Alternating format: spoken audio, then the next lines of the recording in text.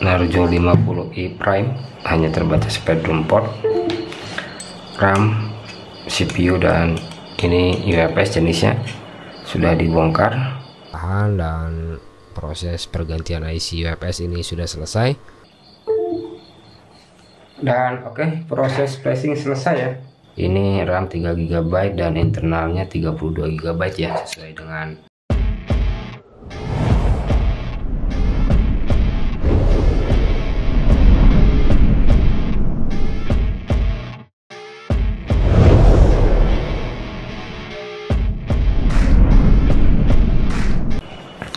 Dan oke, kembali lagi di channel Aquatronic Clips. Di video kali ini masuk unit Realme Narjo 50i Prime dengan kondisi saat ini yang saya terima, kondisi mati total, tidak ada respon sama sekali ya. Ini kalau di PC hanya terbaca Spectrum port ya, hanya terbaca Spectrum port, tidak bisa menyala sama sekali. Unit kelihatannya masih utuh ya, tapi saya bongkar saja dulu. Kita lihat, kita pastikan penyebab kerusakan sebenarnya.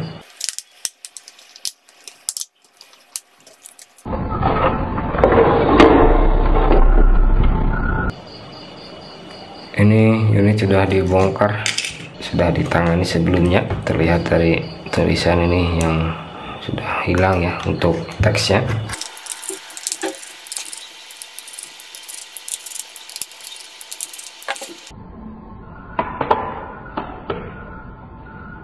Bagian belakang masih kondisi utuh ya. Kalau bagian depannya saya lihat dulu. Ini sudah dibongkar seperti ini. Oke, ini sudah terbongkar. Untuk ini sudah terangkat ya. Area RAM, CPU, dan ini UFS jenisnya sudah dibongkar.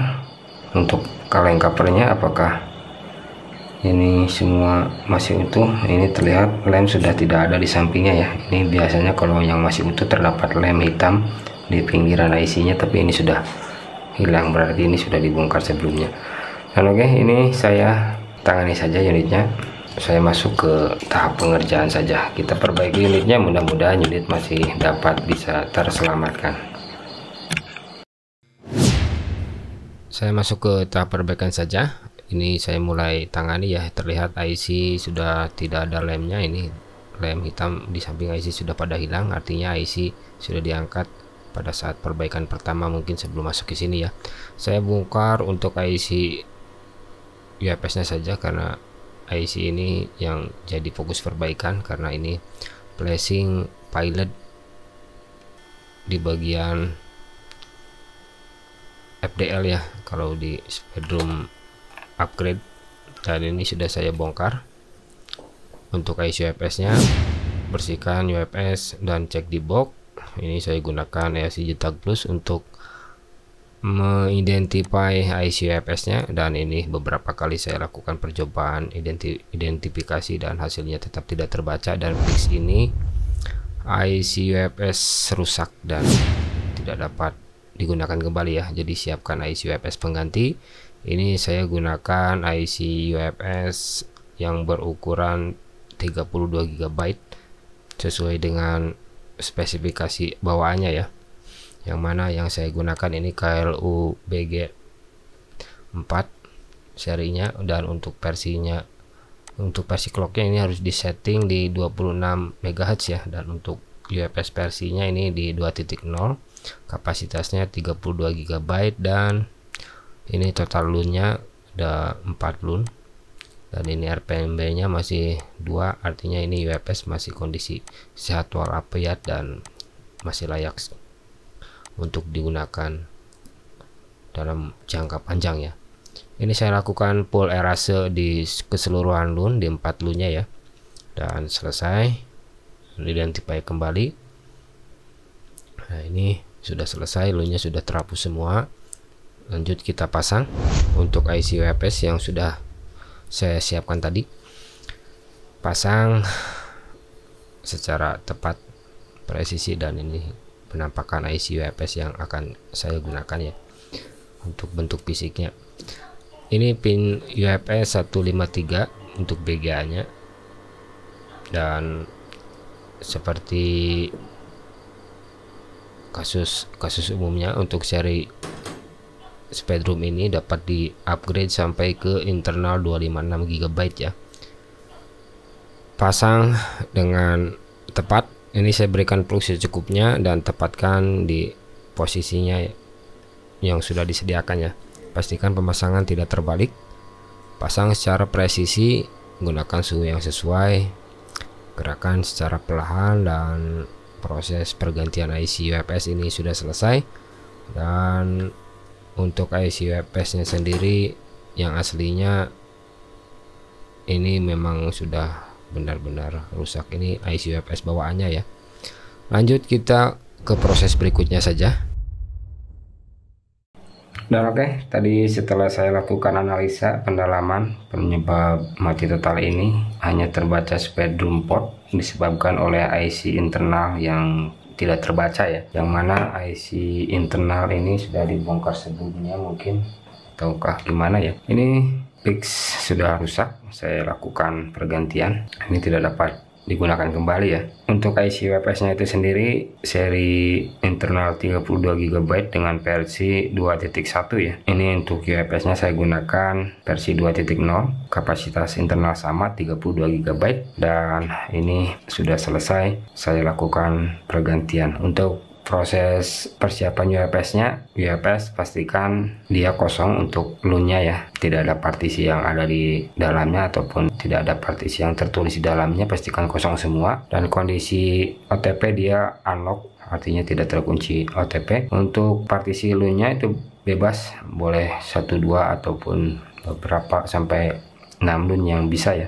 Jadi untuk seri ini tidak ada file-file khusus yang mesti dipersiapkan untuk Speedroom ya. Untuk LUN-nya bebas, config clock-nya harus berada di 26 MHz, itu clock untuk MediaTek Speedroom ya. Dan oke, untuk IC UFS nya tidak saya isi apapun, saya pasang kosongan saja, dan kita mulai saja untuk melakukan proses pengisian datanya ya. Saya pasang mesin ke LCD, ini mesin sudah terpasang ya.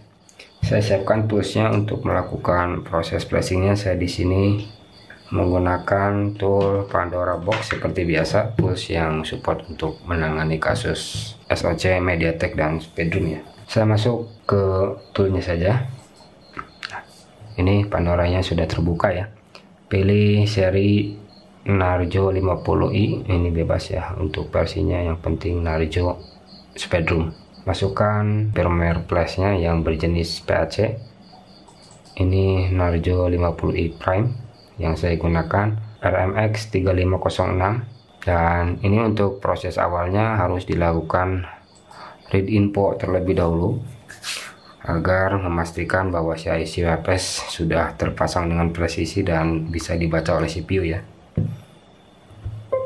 Ini sudah mulai terbaca ya, pastikan CPU boardnya ini ada di Tiger T61664 ya.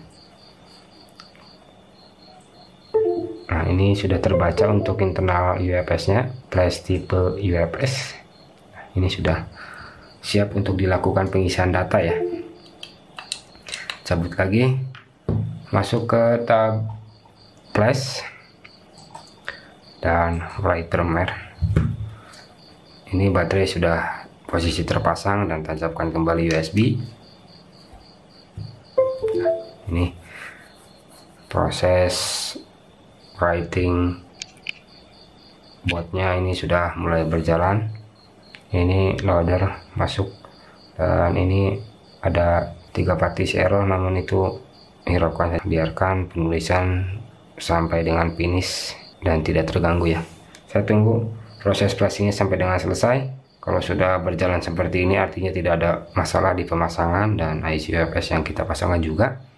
Dan kita lihat saja setelah proses flashing ini selesai.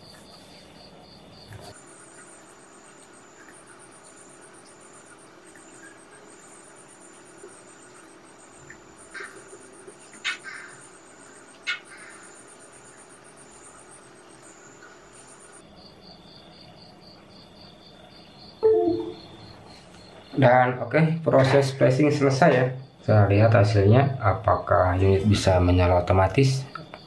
Ya, sudah muncul logo Realme, artinya proses pergantian UFS dan flashing sudah sempurna ya. Apakah dia masuk ke booting yang kedua? Ini dia sudah masuk ke booting yang kedua. Saya tunggu sampai dia masuk ke pilihan awal bahasa. Ini sudah masuk ke pilihan awal bahasa ya. Saya next sampai dengan selesai.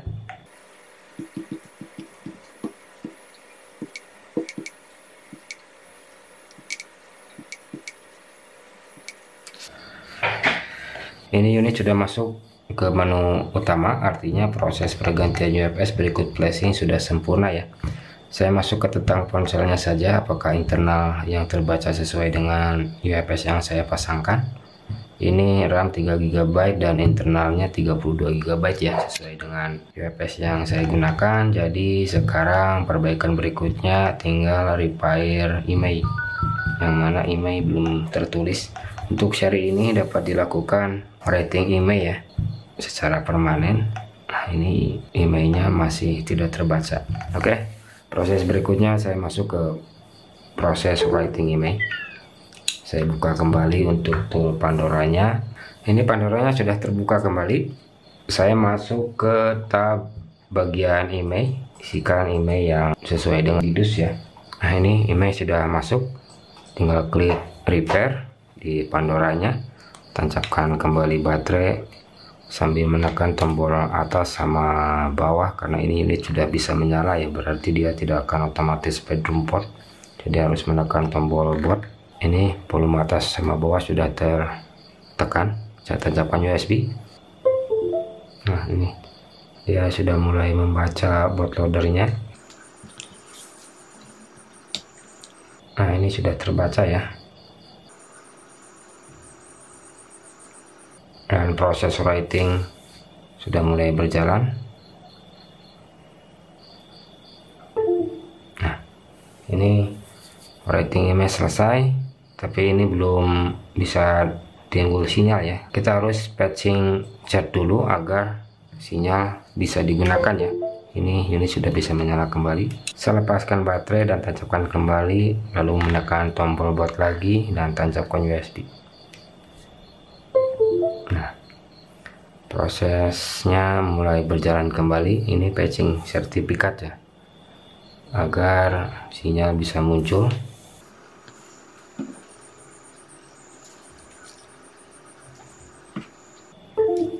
Nah, patching sertifikat selesai. Kita lihat apakah IMEI dan sinyal sudah bisa munculkah. Harus dipasang backdoornya dulu ya. Ini sudah masuk lagi ke menu utama. Saya cek IMEI-nya, apakah IMEI sudah tertulis. Nah, ini IMEI sudah tertulis dengan sesuai yang tadi saya masukkan ya. Berarti proses keseluruhan sudah sempurna ya. Tinggal saya lengkapi dulu keseluruhan part. Kita uji fungsinya satu persatu. Perbaikan sudah selesai dengan kasus pergantian UFS only di seri Realme Narzo 50i Prime. Dan ini unit sudah saya lengkapi keseluruhan partnya dan kartu SIM sudah saya masukkan. Saya uji mulai dari kamera. Ini kamera depan, kamera belakang. Cek. Untuk video normal ya.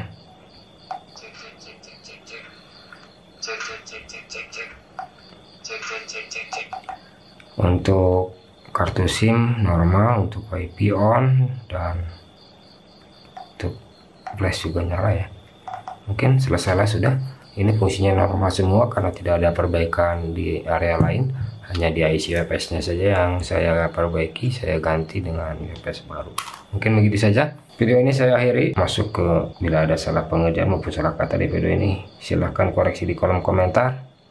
Sekian dan terima kasih. Realme Narzo 50i Prime replace UFS only.